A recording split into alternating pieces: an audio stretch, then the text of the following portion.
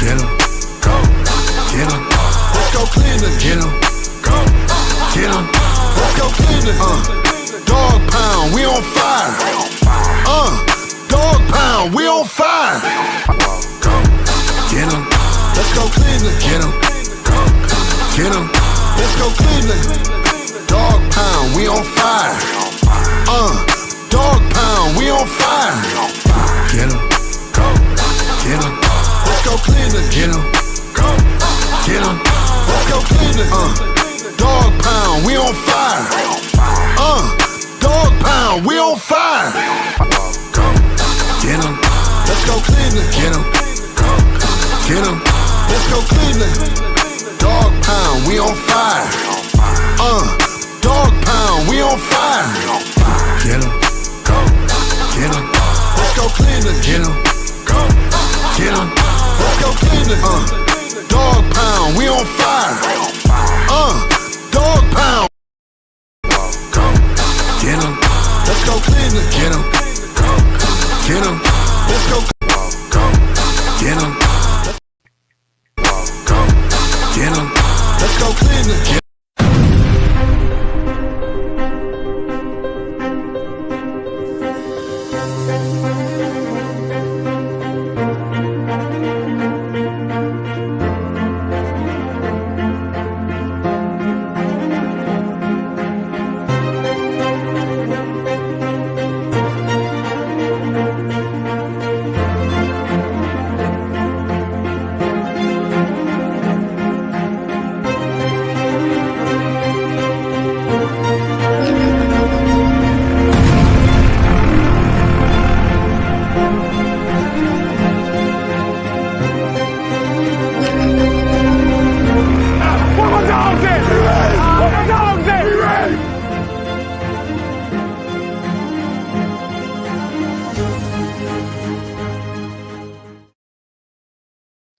Yo, what's good, Facebook? What's good, YouTube, Twitter, Instagram? This is your boy Thorough, and this is the My Dogs podcast, where my opinions are always just my opinions. We got a good one today. We got a star-studded cast today.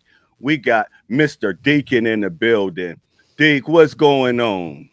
Ain't nothing to it, man. Under the weather, man. I ain't doing right, man. But let's just get it cracking, baby. Hey, let's get it. We got a congratulations to you, Deke.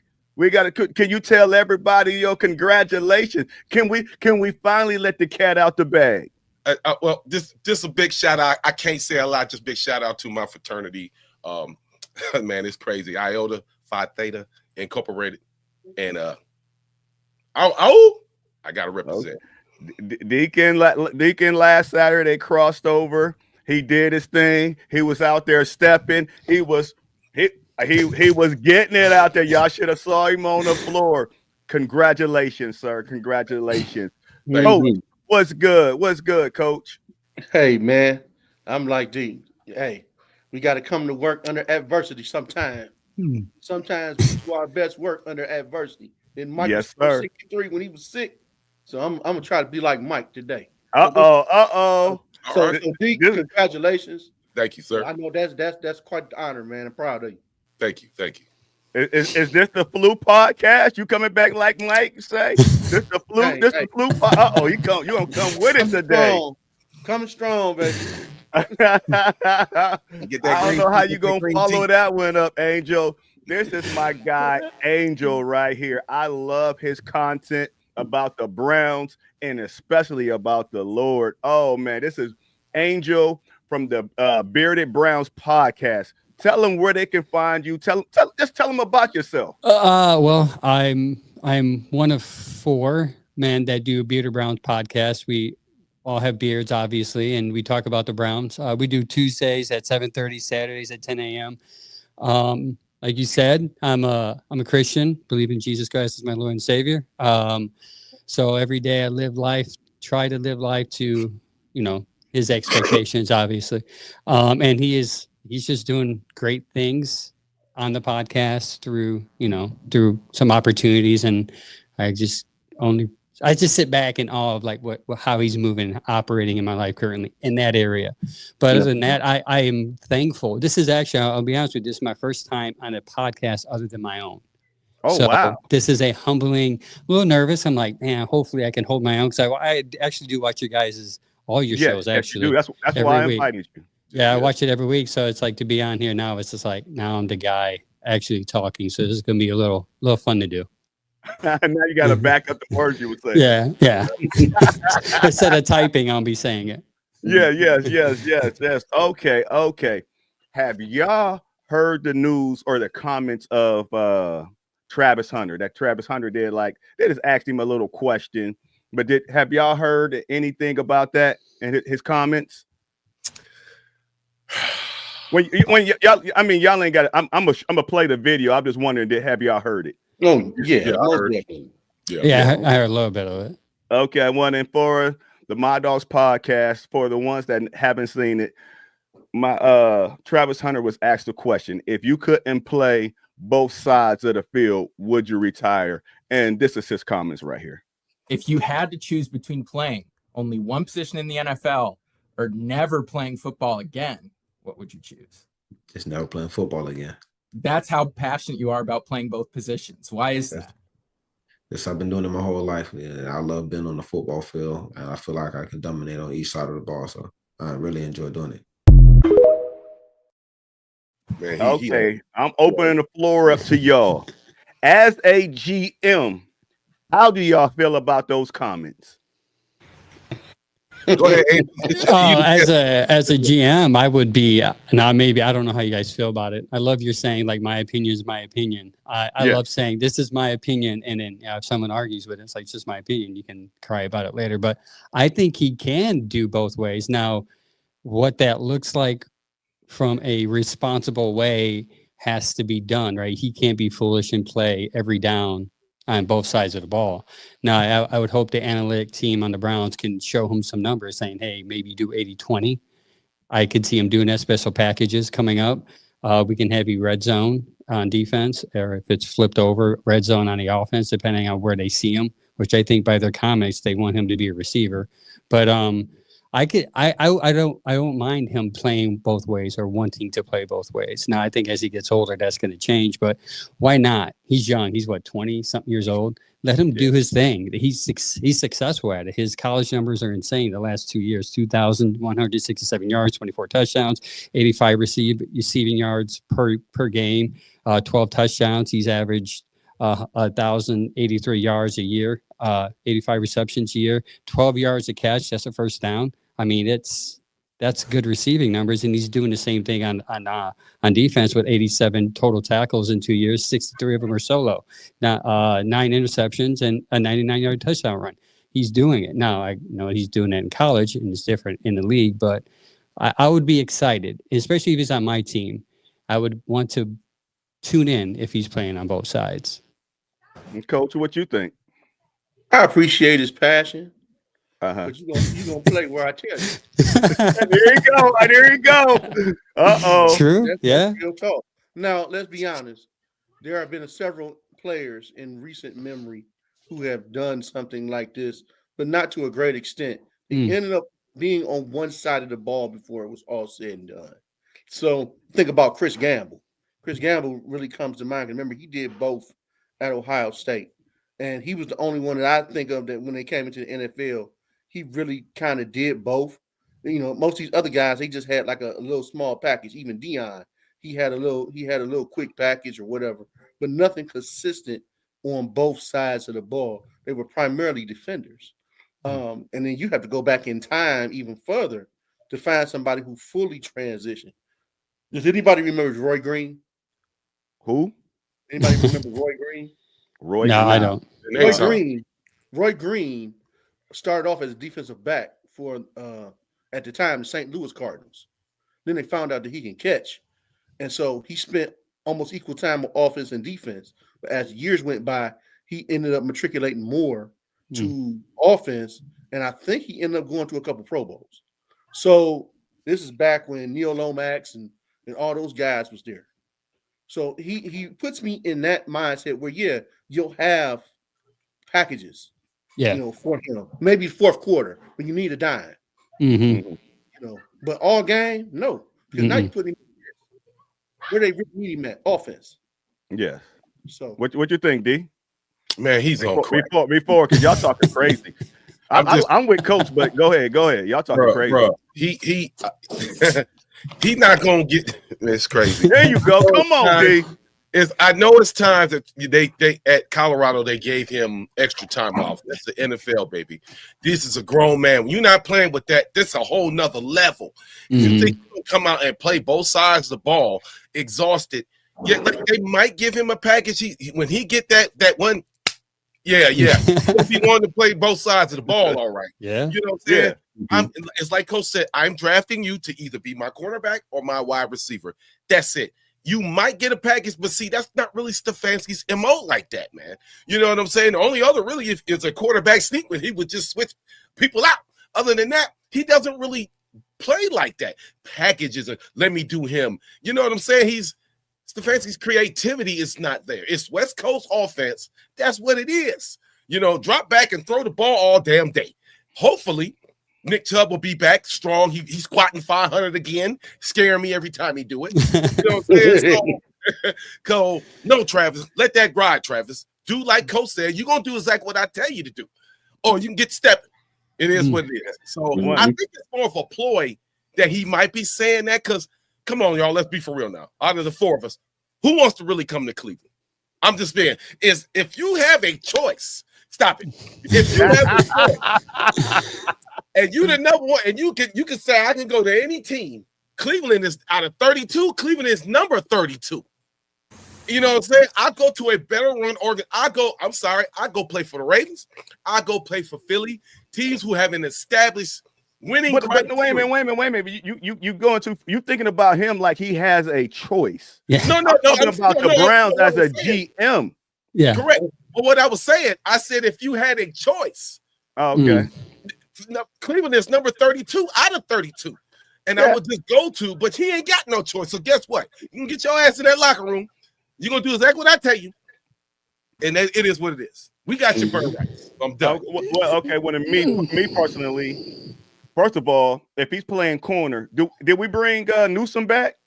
Yeah, he's still there. Yeah, he's on his last year, so they can trade him if they technically want to. But wait, first of all, we got to figure out whose spot he taking. Is he taking Emerson? Is he taking Denzel? Or is he taking Newsome? Or is he giving one of them? Is he giving Newsome a break? Now, if he come in the slot, can he play the slot? He ain't never played the slot before. That's a whole different animal. Then, me personally, I'm not getting it because what people don't understand is after a Sunday game, when they win, some of them get so happy. They be like, what? We ain't got practice until Tuesday. If you lose, like you the Browns, guess what? You play Sunday and Monday you working. But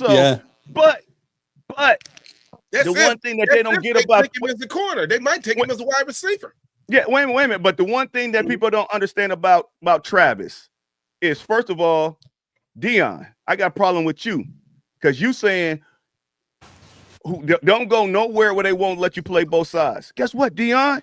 You didn't want him playing both sides. When he came to you said no. So how can you get mad at somebody else to say no when you didn't want to?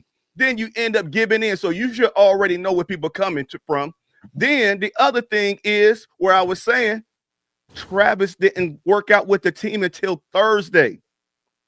Thursday and Friday, come on, no. I don't need a player that every year he worked out by himself. He worked out by himself. He didn't work out with the team. He had his own personal trainers. He had his own PT people. He didn't work out with the team when they was out there Monday, Tuesday, Wednesday working on a game plan. Travis was in the weight room. Travis didn't even lift weights with none of them.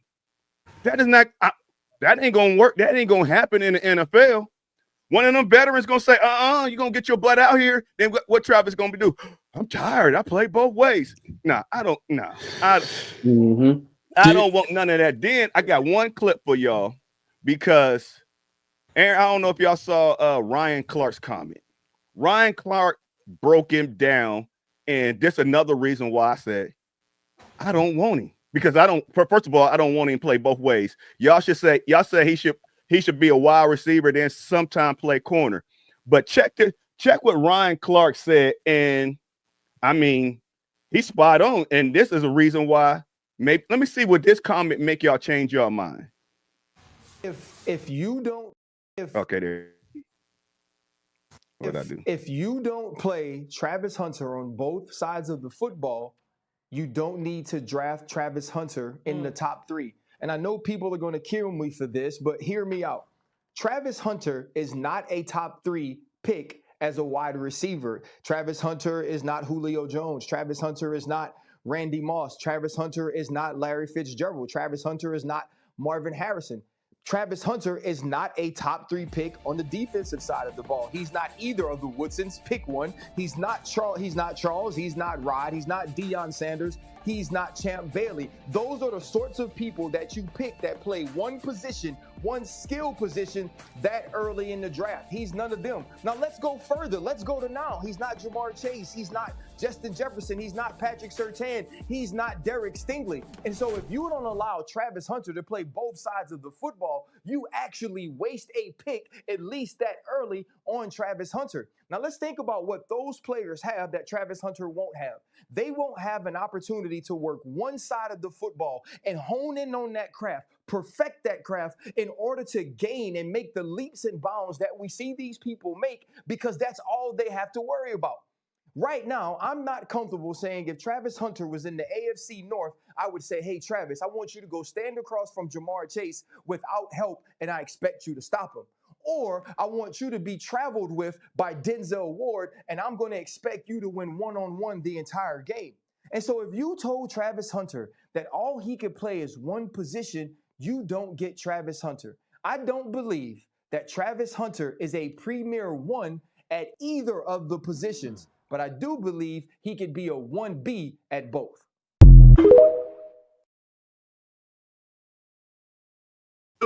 Them some strong words right there. What's y'all take on that? Do y'all still have the same stance? I agree 100%. I do. I agree 100%. I mean, because he's not really great at anything. But the problem is, you know, there's issues all at the top of this draft. You know, who you gonna pick? So, you know, if you take Abdul Carter, we got the injury history with him.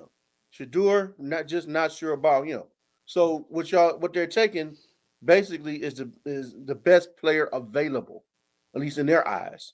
So he gonna play both sides to some degree, but not. Man, why don't trade the pick? If you're not happy, why don't trade it? Man, I'm not so sure they won't. Yeah. Angel, what you think? I kind of disagree with him. I do think I preface this by saying Colorado was nothing before Deion and his talent. He brought the talent there, and all of a sudden they're winning. That's not by chance, right? It's either Shedeur's a number 1 quarterback, he's a franchise quarterback, or Travis Hunter is a number 1 receiver, right? So you can't sit there and say he's not a number 1 receiver, or maybe he's a number 2 on this team. You can have Jerry Jeudy and him number 2. He'll be a perfect number 2, right? Mm-hmm. So in this team, on this system, in Kevin's system, he can scheme people open. Also, to piggyback off Mr. Deacon, they can draw plays. Kevin is not too smart when it comes to drawing up skill plays like that, but Tommy Rees is.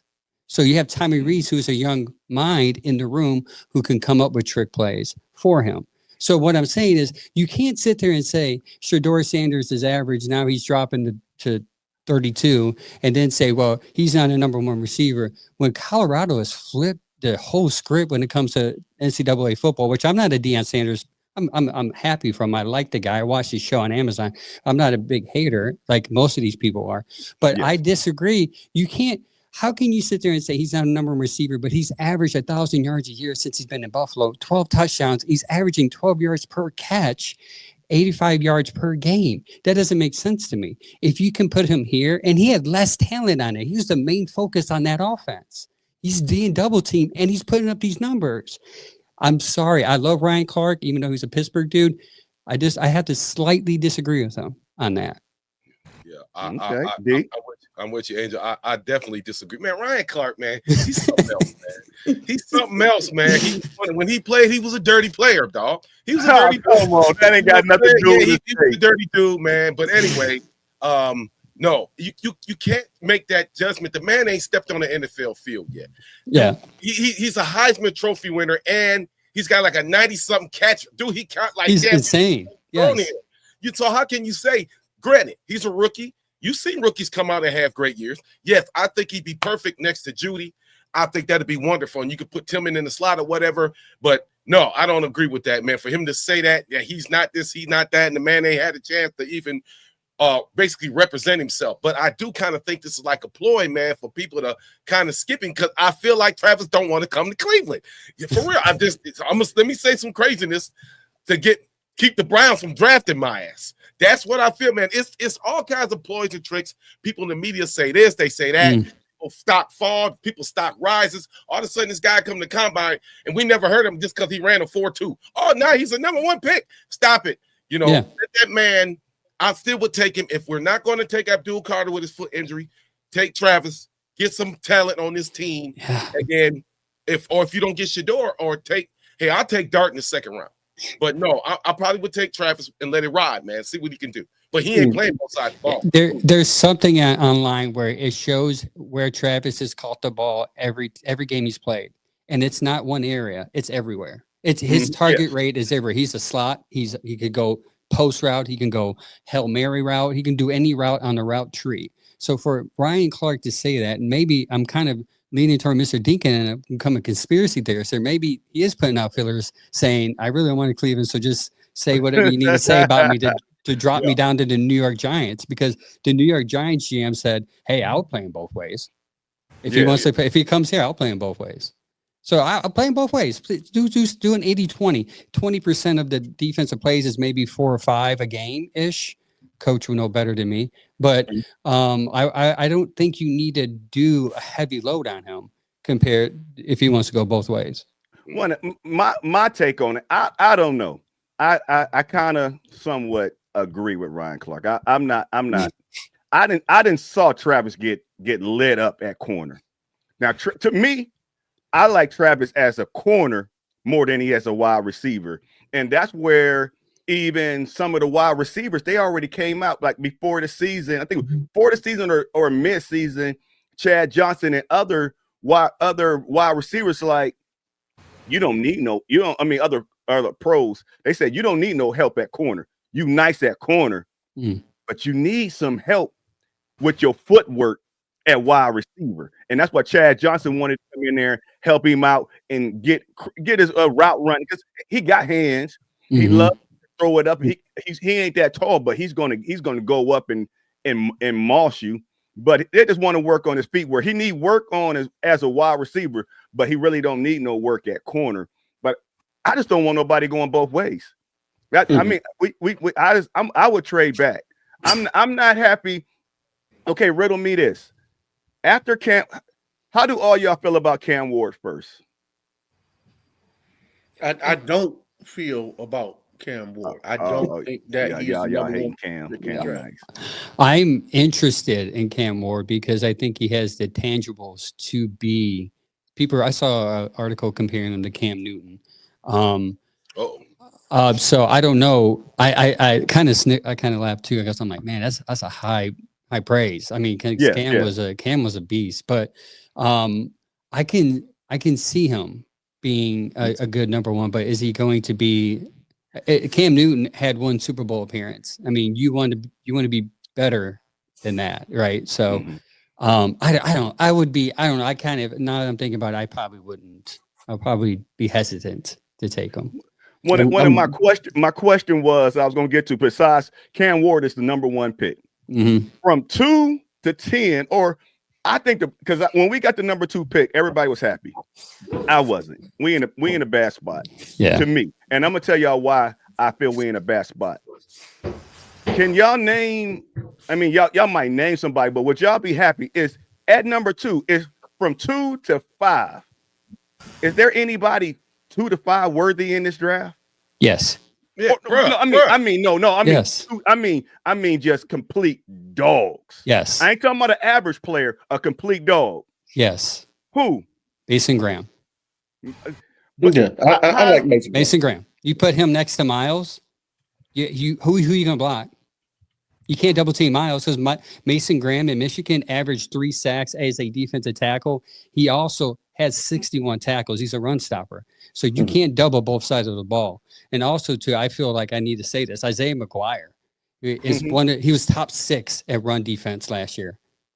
Also, too, we forget about Alex Wright, who was pretty good pass rusher before he got hurt. So you're okay on that side. That's why when people said, let's move on from Abdul Carter, I'm like, I'm okay with that. I like Abdul. But I think we're okay on the other side because you have pieces over there. If you give me Mason Graham, I'm talking about Philadelphia type front line. You have Mason Graham, you have Miles, Mason, Hall Jr., and then you have there's a couple. You have McGuire or Obo. Oh, I mean, there's 3 or 4 different options on the other side. Where's your guys projected to go? He's going to go 6 if no one takes him because Jacksonville is not taking. You want to get him at 2? I would get. My philosophy in the draft is if you feel he's your guy, numbers doesn't matter. Number doesn't matter. So if you feel if you feel that you can't, like he's your guy, and if you drop to a 4 or 5, somebody might value him that you don't know, and you're screwed because you're dropping to 5. Now Mason Graham that you wanted went to the Jets because all of a sudden they traded up to get him because they knew you wanted him, and you're left holding the bag. So I would get him. Could you named a couple people? What about you move back to 6 or something like that, and you get more picks, and you got don't just be looking for one person. You name like 2 or 3 people, but I just don't think the value is there at 2. Well, we can get them. We can get that same guy at 6 or 7, bro, and gain picks, bro. Let me. True. See, you getting caught up in that. Let's knock him down draft. It's like if that's your dude, you get him. Yeah, you get him. You know what I'm saying? I want to point out too that Travis Hunter is the same height as Jerry Jeudy. What is y'all talking about? Yeah. He's the same height as Jerry Jeudy. He's 6'1". The only difference is he's 6 pounds skinnier. less. Yeah. That's it. And he as far as his size, he could play both. But like I said, if that's your dude, piss on what everybody else talking about. Yeah. Get your man. He ain't worthy. Then what you got to pick for? Why is we picking if ain't none of them worthy? Then why is we having a draft? Come on, bro. Get your man. Yeah, you need this. One thing we can agree on is this team needs talent, right? Yeah. So if you get Andrew Berry cannot screw this up. He can't, because I think if he gets Hunter, he's going to be good. If he gets Graham, he's going to be good. If he gets Shador, I think Shador can excel to a degree in Kevin's system, because Kevin's more of a throw it here. This guy's going to be open, and Shador is accurate. We could all agree on that, right? That's one thing. One thing that he's good is he's accurate. So he's going to be good on that. So I don't think you can mess up. Even trading down, I'm okay with trading down. My problem is I don't want to trade down too far enough, because then you start to get into people you're like, why are we trading down to get the second best pass rusher when we could have just got the best pass rusher? Or why are we trading down to get the second best defensive tackle when we could have got the best defensive tackle? No, but we did that with Jed Wills. We could have got Wars, or what's his name? The guy from Tampa, offensive lineman, Dwarfs, or whatever his name is. Mm-hmm. But we passed up on him because we thought Wills was going to be good. We just get your guy. If he's 2, if it's Mason Graham, if it's friggin' Jackson Dart, you get your guy at 2, and then you just say, I got my guy, I'm going to live with it. Yeah. What's the use of having 11 picks? You ain't going to pick nobody. Tristan Ward. Right. Yeah, Tristan Ward. That's it. Yeah. Mm-hmm. Yeah. Okay. Let's move on to. Wait a minute. We got a Guardian Cap sponsor. Deacon, are you ready to give a shout out to our sponsor? Wait a minute. Go for it. All right. Much love. Hey, make sure we'll post the links at the end of the show. Make sure you get your Guardian caps taken one hit at a time. Y'all know what those caps is. The same caps that the NFL has approved and used to it reduces impact and injury to your brain. So make sure you get Guardian caps taken one hit at a time. It is what it is. All right. Thank you, sir. No doubt. Let's get into Flacco. Joe Flacco. How would y'all feel if Joe Flacco is our week 1 starter? Yeah, wait a minute. No, I'm sorry. Would y'all feel Andrew Berry did his job if Joe Flacco is our week 1 starter? Yeah. All right, you want me to go first? It's Okay. whoever want to go. I'm the guest, so I don't want to be. I don't want to be rude, so I don't want to be rude. So no. I would say yes to that question, because what you gave up for Pickett tells me that Pickett is the guy they want to start, and Joe Flacco's just in case Pickett doesn't turn out to start. And I'll give you some numbers. Pickett will cost the Browns $2.63 million this year. Okay, but let me start over. Let me ask you a question hypothetically. We're all married men here, correct? Right. So let's say we're not, and you have an opportunity to get a girl. You're dating two girls. You kind of favor one over the other. Are you going to spend more time, more money, or more resources on the one you kind of like, or the one you really like? Right, you're gonna spend the time. Trick question, because obviously you can spend the time with it.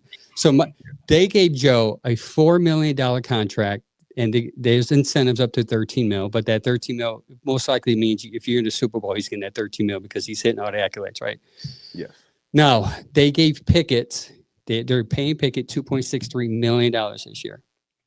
DTR would have cost them $1.43 million. So right off the jump, they already invested $1.2 million in Kenny Pickett. Okay, because they did just swap that out. Yeah. Now let's not forget, they also included a 5th round pick in that trade. A 5th round pick value is $4.2 million that you would pay a player if you pick him in the 5th round. So let's do the math. 4.2 plus 1.3 adds up to $6.43 million they have invested, not money wise, invested in picks and invested in moving players in Kenny Pickett. So they invested more in Kenny Pickett as not 2.4 million over with Kenny Pickett compared to Joe Flacco. So when people said, "Hey, Kenny Pickett's going to be the backup," I look at these numbers and say, "You're going to pay a backup more than you would pay Joe Flacco, who's you're paying $4 million." Angel, you got a point, Angel. But check it out though. You're talking about a guy in his 20s and a guy in his about to hit 40. And a guy who's already had success in this system. Baby hands and old mans. I got it. You know what I'm saying? I just honestly, I like that. That's Christy. Christy called me. Was talking about that. Oh, yeah. They got to battle it out, bro. I don't care who. Is running the system and can run it the best. That's who you put in. I don't care if it's Joe Flacco or Kenny. I don't think Kenny Pickett is that dude. I think Kenny's going to be. I think you're sleeping on him, man.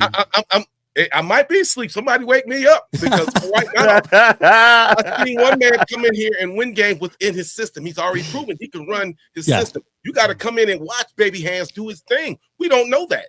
So I want the guy, the best man for the job. Don't do that because we're talking about somebody's ego or how much you're getting paid. We want to win games. Put the best man in. If the man who's the cheaper guy, he can play better, that's who's going in the game. I agree. You got to give Browns a chance to win. So I'm running Flacco. If we going by bank accounts, Deshaun Watson be the week 1 starter. on one leg too. On one leg. Coach, how you feel? Hey, I just say put them out there on the field, let them battle it out. Just fall where they may. I mean, it's not that big of a difference. And without Deshaun being there for this mini camp and preseason is going to be great for me, because guess what, Kevin Stefanski? For the last 2 years, you ain't been playing your starting quarterback that ain't played in 3 years. He need to be out there. Guess what? You forced to put your starters out there this year. You better put them out there, Kevin. Man, so we're gonna see. But Kenny Pickett, he's still young. Kenny Pickett is still on a rookie contract, and Joe Flacco got the wisdom. But I think Joe Flacco gonna give him the wisdom. They brought them both in there just to have some reliable backups. But I think we're going to get a rookie, and we need Joe Flacco to teach him something until he's going to start. I think a rookie be in before. I hate to say it, before the trade deadline. That's how I feel about Joe Flacco starting. I was going to call him Kevin. The owner, Jimmy Haslam, said. Now, he often says stuff he doesn't mean because he's an owner. He's a billionaire. Not most of them do that. But he did say that they're not going to force a quarterback. And I think the Joe Flacco signing proved that, because what happens now is you have two quarterbacks that played in the league. So you can draft whatever quarterback that falls to you, whether it's 2, round 3. So I think that I don't think they're going to draft a guy high, obviously. And I think the guy that they want, they know is going to take time. My fear is wait a minute, not to cut you off. What do you consider high? which round? First 2 rounds. Okay. But if somebody was there, how can you? If Dart is there in the second round, we got the first pick in the second round. Dart is there. You're not picking him. No, I think Kevin likes Dart. So I think it is situational. So if Dart is there, because Kevin actually stayed an extra day to watch more Dart, by the way. So if Dart's there, I think he's definitely off the board. But I think if Shedeur and Dart is gone, I think they kind of like, well, you got the Will Howard tier, the other guy from Louisville. So they kind of like have to pick their battles there. Yeah. I mean, he probably saying we're not. Basically, everybody think we're going to trade back up in the first round. He like, I'm not going to. Yeah, I'm not going to force it with the best available player and all that stuff. But I mean, it ain't his decision. That's the thing. You know what I'm saying? People, it's burying them. And Kevin gonna sit there and he gonna like it. You know what I'm saying? I think that's wrong. I think as far as Dart has been a little bit more under center, you know, than a lot of, look at a lot of these guys, man. They shotgun. Whoop. Shotgun. You know, but I looked at some of the film with Dart, he has played under center a little bit more. So you know, it's about the system and what fits. I'm gonna say this again. I don't care if it's Cam Ward, Shedeur Sanders, Dart, Quentin Ewers, Will Howard. Which guy fits our system and understands what I'm trying to do? That's the guy you go after. I don't care about your daddy, who he was, and you're gonna wait till next year until come out. What the boy Arch Manning. Oh, man. What did he do? You know what I'm saying? Pick the dude that you need now. They're going to keep on messing around. Their ass going to be fired. Keep on playing. Can I, since you said that name, I know this is off topic, but we ain't talked about it. How do y'all feel about this Arch Manning? It makes me sick, but I'm gonna see how y'all feel first before I go off the deep rail. It ain't no feelings. He ain't did shit. Right. He ain't did nothing. He riding the coattails of his granddaddy and his uncles. So, and that's the thing. The man didn't even start this year.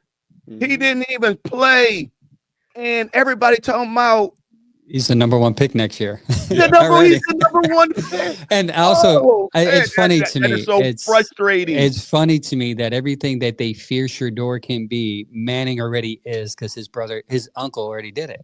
His uncle demanded a trade away from San Diego to New York. So they were fearful that Deion's going to step in and mess with Shedeur's stock. Everyone was talking about that. But they were step away from Shedeur, step away, probably for other reasons.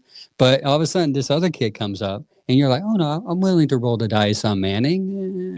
You know, so that's another thing Browns fans have to worry about. They have to also think about, too. And also, Manning is getting paid $6 million in NIL. You think if we're up in the draft, which we shouldn't be this high next year. If we're up this high, it's a whole new organization coming in anyways. You think Manning is going to be like, let's have him go to the Cleveland Browns, who haven't been consistent in decades. No, we're not going to put our family member there. We're going to do what we did with Eli and manipulate our way to whatever team we want our family member to go to.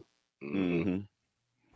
Okay, now let's get into Miles. Oh, no, I keep saying Miles. I didn't even wrote down Miles. Dang. Angel kept saying, "What did Miles do?" He said Miles.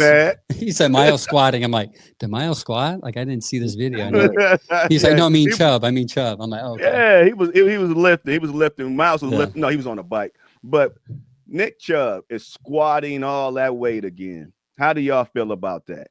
Is that a plus? Is that promising? I'm gonna put y'all in Andrew Berry's shoes again. Is that something that you want to see now? Is that something you'd be like, okay, it's time to get this contract? Or what how y'all feel about Nick Chubb's squatting that much? And is he gonna get a contract and how much? Dean, go ahead. Yeah. Coach, go ahead, Coach. I'm encouraged by the fact that he's squatting, Mhm. but this is another year, another injury. I do want to get a man an opportunity at the right price. I don't know what that price is, but the longer he sits out, the more it favors us getting a value return on him. Mm-hmm. Okay? I'm not trying to screw him, but we got to be real about this here. This is big business. So I hope that he comes back, but you have to draft somebody that can come in and start taking this load. He, no matter what, he is clearly getting close to the end of the road. No matter what he says. Yep. I mean, it is what it is. So, but I'm praying that the brother come back and give us a year or two. Okay. D? Man, every time he does that, and may I point out that that's still 200 pounds away from his max. He did 700. I'm like, bro, so I understand that he's trying to get back. It still scares me a little bit. It's a lot of people feel it's safe and whatnot. I want Nick to come back, but like we was discussing, it's got to be for the right money, man. I don't see Nick getting more than $4 or $5 million a year to come back based on his history in the last year. And that's a shame. You really everybody want to see Batman. He's a hometown favorite. I mean, a favorite. I won't say hometown, but he's a town favorite, man. A fan favorite. They love him. I would love to see Nick, but you got to take a running back. If you want to get Junkins from Ohio State, that's what you got to do. You got to pick up a running back. You have to, because you just don't know. It takes time for these guys to come back. Maybe he could come back and pull a Saquon. I would love it, but you got to take a running back. But Nick, you can't get paid, Nick. I'm sorry. Much love. What'd you say, Angel? I would say that Kareem Hunt got a 1 year deal, 2.1 mil. So I think you start there and work your way up, because if Kareem Hunt can get $2 million for a year, right? If you get Kareem Hunt $2 million, and I do think Nick Chubb, if healthy, will be better than Kareem Hunt. I think Kareem Hunt's more of a goal line back. At worst, Nick Chubb can be a goal line back. So I think you start there, and then you just put in some incentives, like, hey, be healthy for the whole year. Here's a 1,000-yard rushing bonus. So you add that, and I agree. You have to. This is a deep running back draft. If you leave this draft without a running back, Andrew Berry, and I'm a big Andrew Berry fan, Kevin fan, just delete the whole organization and start. Tell me when y'all done disrespecting Nicholas Chubb. I mean, like, I want him back. So I'm saying, like, do what you can to get him back, but don't go like, we're going to give you $10 million a year, because I think that would be silly. Because I think you draft his next to kin in this draft, and you give him a 2-3 year deal, and you work this other guy in, and you can maybe front load the pay and then cut him after 2 years. Okay, well, it's two things. Yeah. I don't know. I'm just keeping it 100. Nah. My opinion is my opinion. Yeah, my opinion is my opinion. You worry about their name. Wait a minute. I think, and that's why I didn't want Nick Chubb's when he had that $10 or $12 million contract, and he went down to 4. And look, see what you do. He got hurt. So you don't have to pay him less. No. He went down there and he took that pay cut for y'all because he thought y'all was gonna do him right. And Andrew just said, I'm gonna start off with $1 to $2 million. Yeah, $2 million. Wait a minute. Now this is back when we talked about before. Did he really take a pay cut? No. They reworked the deal. He got all his money up front. We don't know what the incentives was. We don't know what the incentives were. We don't know how much money he came out with. Listen, they never disclosed that. They had to give him some money up front. There was no way he was taking that. Yeah, deal. if you rework a deal, you have to give him money up front in order to rework that deal in the back end. So he definitely got most of it up front. Okay. The man's had 2 season-ending injuries back to back, and now you want to give him 20 mil or 10 mil? I'm just saying that was probably the word. They were saying, hey, can you we're gonna negotiate with you. Can you renegotiate your contract? And next year we're gonna look out for you. And $1 to $2 million is looking out for me. So I have a question, because I'm not sure about his the way he was, if he had surgery or whatever the case may be. No surgery. Okay, so when you break your foot, as a person who's broken both of them, as long as it's a clean break, and it heals properly, he should be able to come back with no problem. I'm a little more concerned about the knee. Yeah, The knee was more of an issue for me, and that type of knee injury that he had is normally about 12 to 18 months before he really looks like the type of player that he was before. So I'm still more concerned about that than the foot break. That's a freak accident. Okay, when an Angel, I got a question for you. Yes. I'm hearing that you went viral a little bit. You went viral on some Myles Garrett or something like that. Myles Garrett. I don't know. I post a lot of reels, so I don't know. Let's talk some Myles. Thorough. Angel went viral. From Myles, I'm trying to think what I said about Myles Garrett. I love Myles Garrett, so I don't know what I would say to go viral. To be honest with you, whoever said that, please comment what's going on so I could know. That's your podcast. Gotta check your reels, man. Gotta check your reels. That's your podcast. I'll be honest with you, man. I whoever's doing the podcast, tell me what's going viral right now. He didn't tell me. Yeah, let me know. No, there is something. Okay, there is something.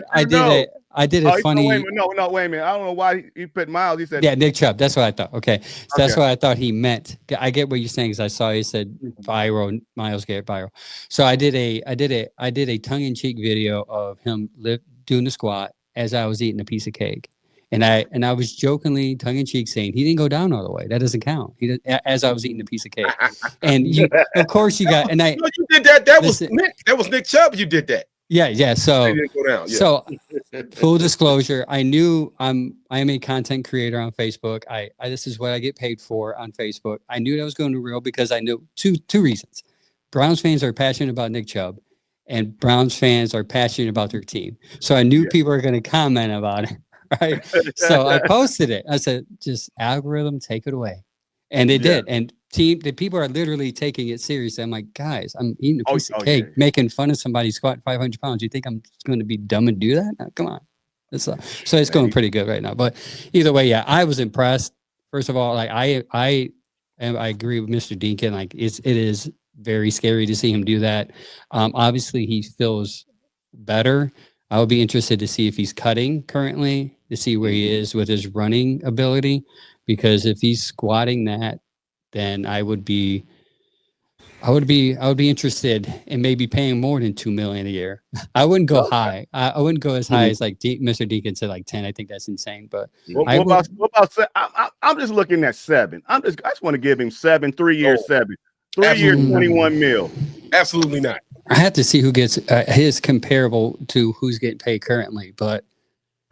Yeah, I mean, you're paying. You're going to gamble, right? So what if he comes and you give him so much, $7 million partially? Most of that would be guaranteed. Then you're like, and then he does another freak thing, and it breaks his other leg because he's been favoring the leg that isn't broken, right? So most injuries happen, like hamstrings happen because they're happen because they're favoring the broken leg or they're rehabbing one leg. So they're overusing the other leg. So can that happen when he comes back this year? Like he's overusing the other leg. So, I mean, those are the things I think about.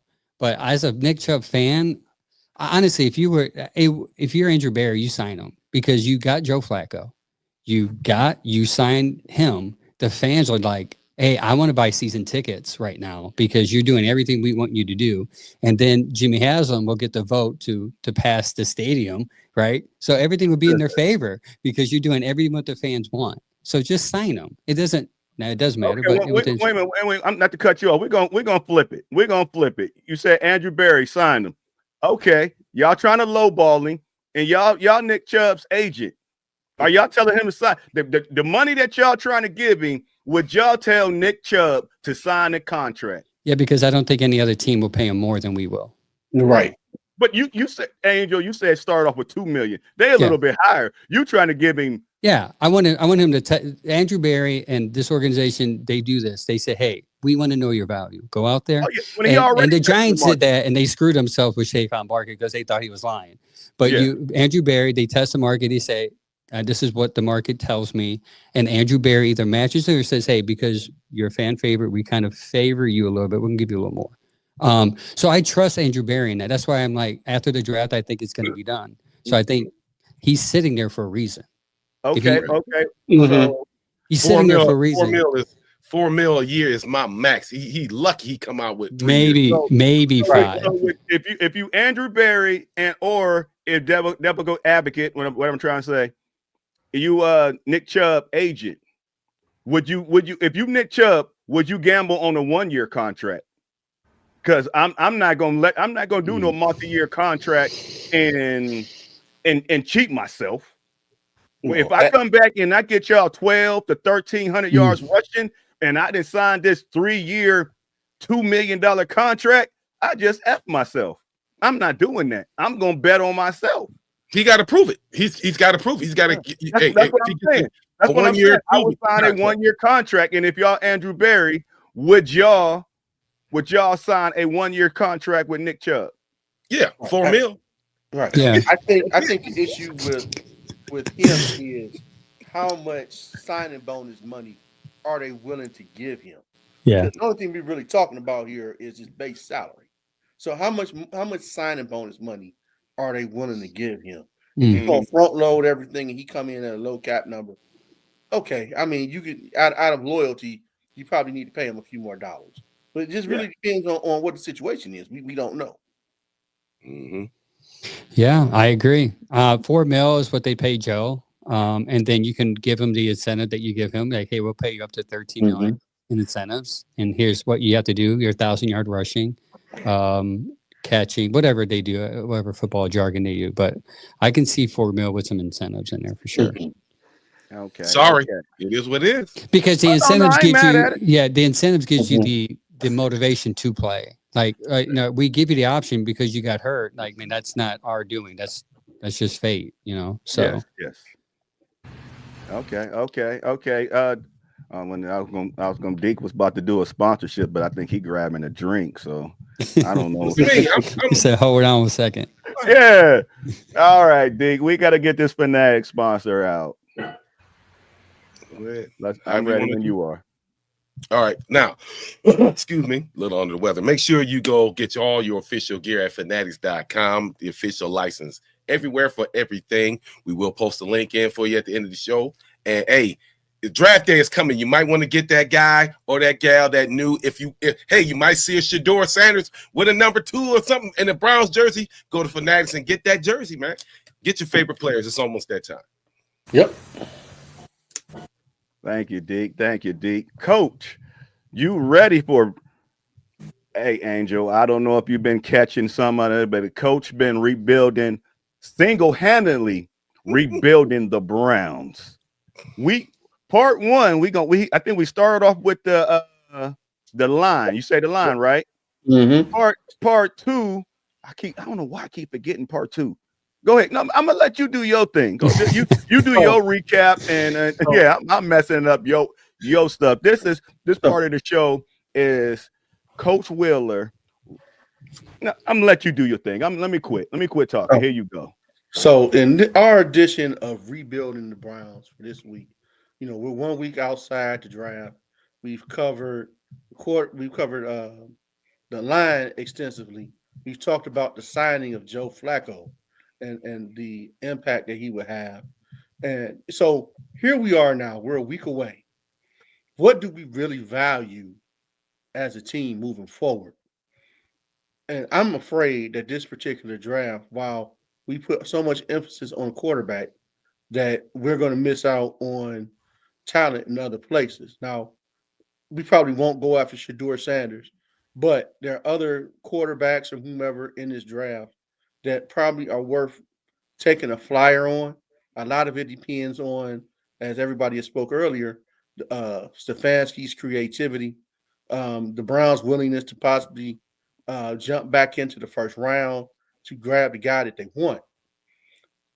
I am with them as far as not rushing into a quarterback, but that all could be a smokescreen because we know that at the end of the day, the quarterback is what everybody comes to see.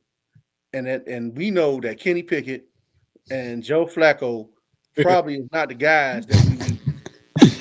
So I don't know how this is all going to end up.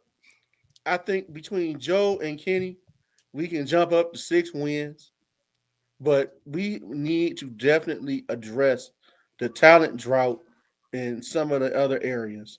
JOK probably not coming back. Mm-hmm. Where's that linebacker at that we need?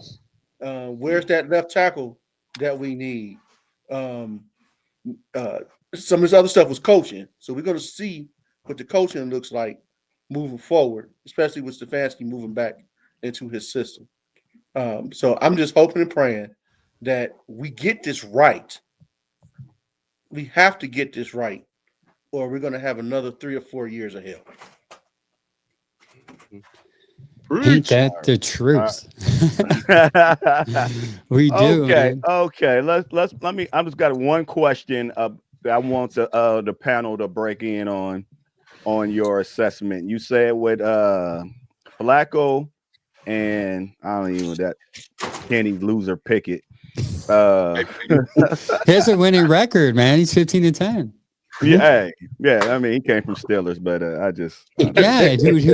who didn't have a system for him? Canada, and then you had this Arthur Smith. I mean, he wasn't consistent there. Yeah, what did he do? I mean, he did. How many games did he start in Philly? Did he come in one game or do anything? And he won. He beat Dallas. Yeah. He has a winning record, He but does. it's nothing that's going to bowl you over. Yeah, it's not. But in Kevin's system, but he might look attractive. He said that we might get 6 to 8 wins. Yeah, is 6 to 8 wins enough to keep Andrew Berry and Kevin Stefanski's job? Absolutely not. Wait. Okay, let me rephrase it. Is 6 to 8 wins enough to keep their job, and they got a rookie on the bench that they're Will Howard. I'm gonna say Will Howard's on the bench. Go ahead. They got to get. I think in order to save their jobs, I think they got to go 8. They got to go 500. They're gonna have to win at least 8 or 9. They're gonna have to. That's just me, because honestly, I don't really think they're that far off. If you get, it's a couple of pieces that they need. It's like you said, they got to get it right. And if you can take a Travis Hunter, that's talent. Jerry Jeudy, Flacco, I think Flacco can win you about 8 games. Nick Chubb come back healthy. You take a running back. The Browns are not that far off. It's not as bad as we thought it would be. Get you offensive tackle. I don't think they're that far off. Now playoffs, no. But I think you can get close to 500. I think that's the only way they're gonna save them, man, because they've had this kind of experiment. It's a colossal failure. Deshaun talking about I'm gonna work to come back and all of that good stuff. No, they got to go 500, man, or somebody's gonna get the axe. It is Angel. I was prepared to say I'm an Andrew Berry and Kevin lover, and I was going to defend that, but then Mr. Dinkin changed my mind. I agree. You at least need to win 7 to 8 because they have that weird number now. So you have to win 7 to 8. They get close to 500 as you can, or even over would be beneficial because he is right. You're not, and I know fans are doom and gloom because of last year's 3 wins, but the quarterback issue has always been an issue, right? It's always been an issue. Deshaun shows some ability, then he gets hurt, and then you have PJ Walker, and then TDR, and then Flacco comes in, and you have some consistency. They were winning with Flacco, so I do think if you either Flacco or Pickett, I think you can win 6 to 7, and maybe you can luck into a game or 2, right? Also, too, they have the weakest schedule in the division, so you should be able to luck yourself into 2 or 3 wins. Okay, coach. If they can keep the defense off the field, that was really the issue last year. I think they were on the field so much you couldn't help but to have these defensive breakdowns. Good point. If we can sustain drives, have somebody that can consistently move the chains, that is the key. And this is Stefanski's system can enhance anybody, but it has to be the right fit. I mean, we saw Flacco, for those few games that he came in, he lit it up. You hear my wife. My wife, she I hear right there, yeah. Because he fit that system, unlike PJ Walker and some of these other guys. So Well, Pickett, I'm not familiar if Pickett spent a lot of time under center, but this is the time when we can see if he can get coached up and see if he can perform. So if you got those type of quarterbacks on the team, you can luck into 6, 7, maybe 8 wins. But I'm with Deep. They got to get as close to 500, if not better, where somebody got to go. Mm-hmm. And I hate to say that because all this mess is not their making. Yeah. Let me make a comment on Charles Mitchell. Charles, Jalen Milroe is like a mini Lamar Jackson, and that's not what Stefanski does. They don't. That's not the athletically. Milroe is a freak. He's a beast. He runs around but our system doesn't fit Jalen Milroe. But if they I'm sorry. Go ahead. No, go ahead. No, I was being. I keep on forgetting that this is your home. I'm kind of like going in. I'm kind of going in your refrigerator without asking for permission. I feel rude. Go ahead. So I think what intrigues me about Jalen Milroe is his high end, right? His ceiling, right? I think right now you have him raw, and his best year was with Tommy Rees in Alabama with Nick Saban. They what's changed. his ceiling? What's his ceiling? Yeah. Oh man, what attribute is his ceiling? I think he can be a better passer than Lamar, and he can run like Lamar. So I think he can be better than Lamar. I think he's a better. Go ahead, sorry, Coach. I'm sorry. I think he's closer to Jalen Hurts. He's more in the mindset of Jalen Hurts than he is Lamar Jackson. That's a better comparison. That's why you have him on the show. He's smarter than me. So Jalen Hurts and you can win with Jalen Hurts if you have a good defensive front, Mason Graham, right? So if you have a good defensive front, good corners, right? You can win with him. Do just perfect the tush push before he's eliminated. That's all. Yeah, right. So now you're talking about Stefanski trying to suit a system. You see what happened when we tried to make a change for a quarterback? It didn't work. You know what I'm saying? So Stefanski ain't gonna change I'm gonna his ways. reiterate. Yeah. I need the guy to come in who understands Stefanski. I don't want to make no changes. If Kevin goes down, he's going to go down because of him. I guess what I'm trying to say is I don't think this year is just going to be Kevin's system. I think Tommy Rees is going to have some input. What's the Kevin calling the plays? That's no. I'm talking. He'll probably definitely call plays. He's not giving that up. But I'm saying, as far as scheming things up, as far as different looks, I think it's going to be more updated compared to what we're used to seeing. Because I think Tommy Rees, if you're talking about someone that can replace Kevin, it would be Tommy Rees. If Kevin's job is on the line, because I think the Browns love this dude, the organization does, and if Kevin's not careful, Tommy Rees will take his job, because I think Tommy Rees is just that smart. And I actually think in a couple of years he might be a head coach, if not here, somewhere else. But we ain't had, to me personally, like I say, this is the My Dogs podcast where my opinions are always just my opinions. We never had no problem with the plays. Kevin got a great playbook. It's the play caller. That's the problem. Well, I'm gonna say this. You know how I felt about the last offensive coordinator. Oh man! Did you like him a lot? I disdained him. Oh man! I think everybody in Cleveland felt that way. That led to a lot of sleepless nights and me shaking my head because I just didn't understand why that man was calling plays. And so I think when Kevin Stefanski hung him out to dry, that was the plan, because it became very obvious that his system wasn't going to work. Mm-hmm. Okay, you can't plug a peg into a square peg into a round hole. It's not going to work.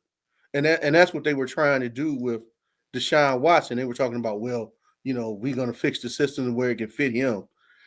You can make adjustments to your system, but it has to be the right adjustments. Okay, that clearly was not the right adjustment. And these guys had a poor track record. If they're firing you from Buffalo, and Buffalo's at the higher end of the food chain, what does that tell you? It's confusing when they got him. I agree. I was at my podcast, so they were defending it, and I'm like, why are we defending this? This is confusing. Like, I feel like we're stepping back here. I think Kevin's a good play caller. We're replacing him, but yeah. Okay.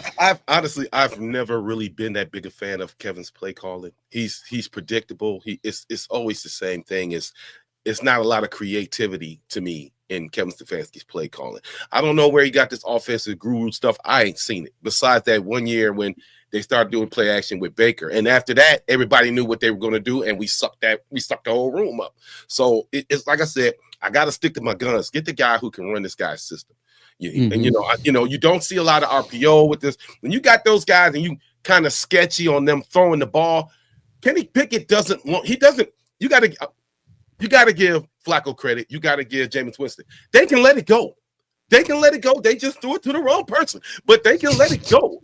And now Kenny Pickett, he's not a prolific passer like he used to beat us. He come in every third down. He kept beating us on third down. And when I was like, why is they letting this guy? But they will run the ball. So you don't have Chubb. You're trying to get that running back. Stefanski will say he's balancing, but it's pass, run. Pass.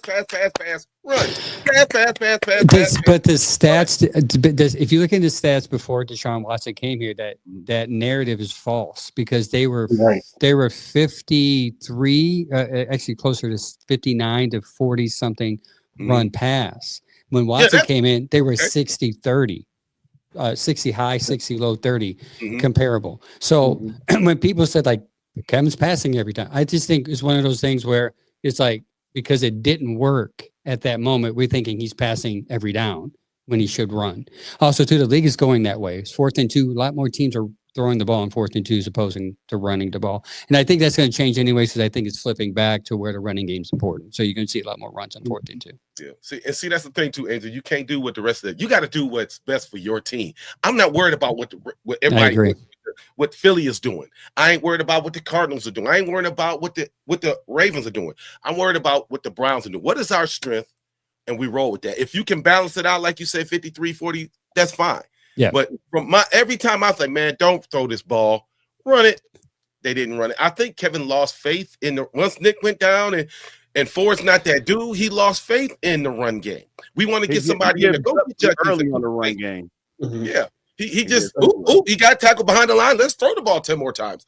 I think they made a mistake when they changed the scheme. I think Coach can speak more to that. But when they changed the scheme, the line, and the lineman actually talked about it at the end of the year. So it obviously was that. So that impacted. So that's why I'm encouraged this year because they're going back to that. So hopefully Nick Chubb can come back healthy, or if they can get Johnson from Iowa, somebody in this 3rd round, Johnson, Junkins. I don't know if Henderson's going to go there, depending on what mocks you do. You see Henderson goes first, but there's a lot of good. I mean, people are big on Scatterboo right now. I'm like, I think he's a good. I'm not as high as most people are on him, but I think he could get a good running back in the 3rd round. Well, Angel, this is the part of the end of the show. I just got a question to ask you. I got a what are you doing April 24th? I saw something and it's wait a minute. What is this? See on Facebook. Yeah, this is one of the things where when I say God is doing some things, I speak for myself and on my podcast for myself, not for everyone, but God is doing some things. He's opening doors for the podcast. We met up with Ralph Holly. We interviewed him. And now we're bringing him in because we end up getting a tavern to sponsor with us on our podcast, their official tavern of the Bearded Browns. It's called JB Tavern. It's in Palmer, Ohio, Brook Park Road. Draft night, we're going to be there. We're going to cover the draft live from 7:30 to the last pick. Ralph Holly's going to be there from 7:30 to 8:30. He's going to be with us for about 15, 20 minutes, and then he's going to meet with the fans, sign autograph, take pictures. And then after the pick, we're going to have Stump Mitchell on via live. He's going to give us his take on what the Browns did. And then we're going to have Dustin Cuck from Here We Go Brownies podcast. He's actually going to be on the ground in Green Bay right in the middle of the draft, and he's going to give us his insight on how the Browns fans responded and how he felt about the pick, basically the vibe of the NFL draft as a whole. And then we're going to have we're going to try to get a couple more people to call in from other podcasts here and there. But that's what we have going. It's just a free event. Just come out, support. It's a local bar. They want to partner with us. We're going to be doing stuff on Sundays, pre-gaming. pregame show there. The podcast is, but this is the first major event there. It's called JB's Tavern, Brook Park Road, Palmer, Ohio. Free event. Come out and support somebody local. Eat some food, drink some drinks, have some fun, and hopefully we're cheering on some Browns picks that are good or even great. No doubt. Well, I just want to congratulate you on your adventures and all your partnerships that you are getting. And God is good. God is good. But D, I heard we doing something too, D. Yeah, you I guys heard we doing something too. I mean, Absolutely. we got us a draft party and we got us a partnership. D, can you speak upon that? Well, I want to tell everybody, like we said, you want to come out. Granted, it's not in Cleveland, it's in Pittsburgh, and as you well know, next year the draft is in Pittsburgh. So we teamed up with Draft Nation. Come on out, man. We got other guys. We got Ray Mercer. Ray's coming out. Ray's a Steelers fan, so we have Ray Mercer. Ray Mancini's going to be there. Granted, you're going to see some former Pittsburgh players, but there's going to be Browns fans too because it's a draft event. So just come on out. Come to Pittsburgh to Rivers Casino, April 24th for our draft party. And we getting it in. We're going to be doing some live, some broadcasts, and podcasts, talking to the fans, finding out who they want to pick at their pick, and come and support your team. It's a sports event. Just come on out. So Rivers Casino, the 24th, 6 p.m. Yeah, that's nice. In a casino, that's nice. Right. Yes. That's luxury there. Congrats on that. Thank you. Appreciate it. Well, I just want to just thank all y'all for coming on. I want to thank all 60 of y'all for watching YouTube, Facebook, Twitter, Instagram, all that. I thank y'all for the comments. I just thank y'all for loving the team that I love and having passion for the team that I love. And you can catch us every Wednesday at 8:00, every Thursday at 8:00. You're gonna see if D kind of sick. He playing it off. We got Coach down here playing in his flu game. So I mean, my staff is kind of shaky on me right now. You see, I had to steal somebody from the Bearded Brown podcast. Hey, Bearded Browns man. podcast. Some bees, man. I was super excited when you sent me a message. I just had another thing, guys. I had two girls and now I have a boy, 3 weeks old. Congratulations. So Congratulations. I was like, babe, I know I just did a podcast last night, but I have this opportunity. I've been wanting to go on this podcast. I love these guys. I watch them every time they're on. And she's like, all right, this is it. So I'll try to I'll buy her some roses. So if you want me on again, I'll buy her some chocolates to kind of smooth her over. But thank you for having me on. It's a humbling that you even asked me. You guys are amazing. And I appreciate all your takes. And again, thank you so much. If you guys want me on again, I will try to work it out my best to come on at any time. You guys. Thank you, sir. Thank you, sir. D, you got any final words? Anybody? Oh man, I said you. Me? Oh, well, let's give another shout out to one of our affiliate sponsors, which would be Leans AI. Leans AI is an AI-powered sports betting service that provides picks for various sports, including NFL, NBA, NHL, NBL, college football, and more. Remember, if you want to get that handicap and you need that help, you want to get all the data. We're going to put in a link. Get Remy AI. I've been checking it a couple of times. I wish I had it. I'm not big on betting, but I wish I had it. It was on point for March Madness. So give Remy Leans AI a shot. We'll put the link in the description. Okay. Coach, you got any final remarks? Not really. Just, hey, listen, keep the draft in perspective. That's all I can say. Keep the draft in perspective and have a good time next week. Okay. Angel? Go ahead. Go Browns, man. Yeah. Go heavy offense. We need talent, man. Yeah. We need talent on that offense. Our defense is pretty solid. Give me some playmakers. I want to score 80 points a game. Right. Well, I just want to just thank all y'all for coming on. And my final remarks is, the draft is getting close. Everything they saying about these young kids is all smoke screens because people want them to fall.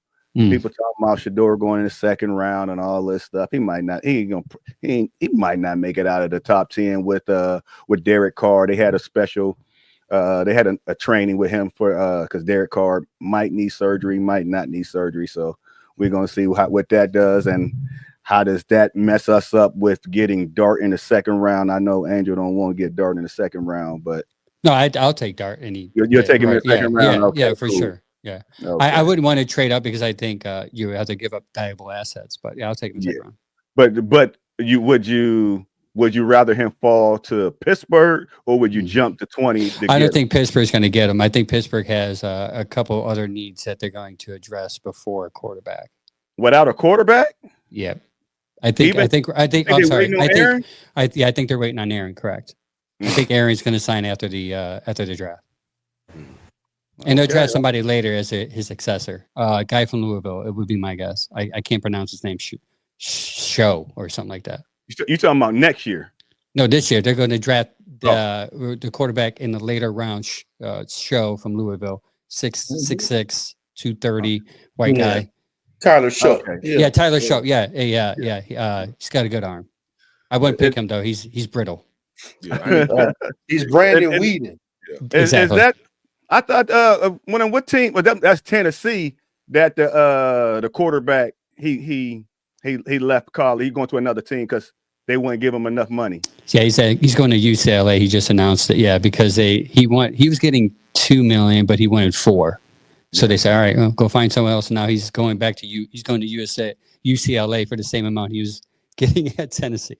That's crazy. That's why I don't know how y'all feel, but I'm gonna have to try to end the show. But that's why I didn't want money into college. Mm-hmm. This guy is leaving his team because he want more money. You play your hardest and you get your money in the NFL, man. But like I always say, this is the My Dogs podcast where my opinions are always just my opinions, and we out.